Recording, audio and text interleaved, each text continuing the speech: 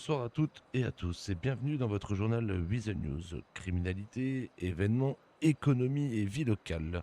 Ces derniers jours ont été particulièrement mouvementés à Sant-Andreas. Voici les 10 informations à retenir. On commence avec une affaire qui aurait pu connaître une issue dramatique. Monsieur Delro a été enlevé puis blessé au cours d'une opération particulièrement violente. Les circonstances exactes restent encore à éclaircir. Une affaire qui vient surtout rappeler le climat d'insécurité qui s'installe progressivement dans la ville.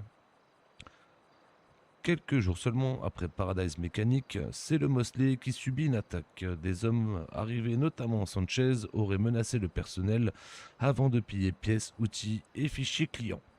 2 garages frappés à quelques jours d'intervalle, simple coïncidence ou véritable stratégie.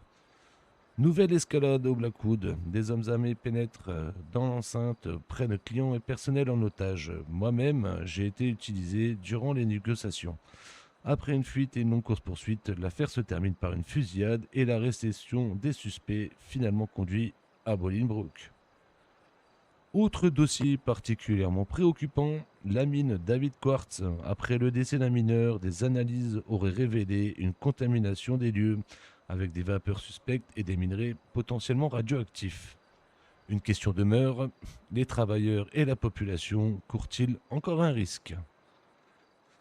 Weasel News s'est également intéressé aux soirées privées de Los Santos, où entrepreneurs, personnalités influentes et figures du milieu criminel se croiseraient régulièrement. La présence du maire du Sud, Guillaume Delro, lors de certains rassemblements alimente désormais les interrogations. Autre inquiétude, cette fois économique. L'immobilier à Los Santos, le secteur traverse une période d'incertitude et Weasel News s'est penché sur les difficultés rencontrées par le marché. Un dossier à suivre, tant ses conséquences pourraient concerner de nombreux citoyens.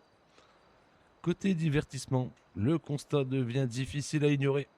Le Nord semble avoir pris une longueur d'avance. Monster Truck avec le Seaton Sound Garage, American Cycling avec le Boathouse sur le Mont Chiad, ou encore le Wood Day des Black Syndic.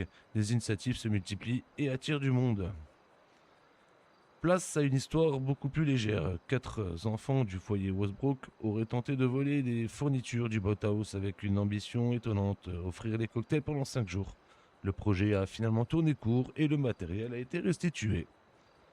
Et pour terminer, Weasel News met également en lumière ceux qui font vivre Sant-Andreas. Notre portrait de Jimmy revient sur un photographe qui place son objectif au service de la solidarité.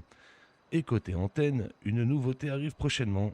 Snack et Marty, une nouvelle émission que vous découvrirez tout au long de la semaine, arrive pour le prochain épisode.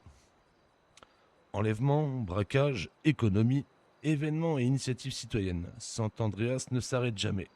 Nos équipes continueront d'être sur le terrain pour enquêter, vérifier et vous raconter ce qui se passe réellement dans notre État. C'était votre journal Weasel News, merci de nous avoir suivis et à très bientôt pour une nouvelle édition.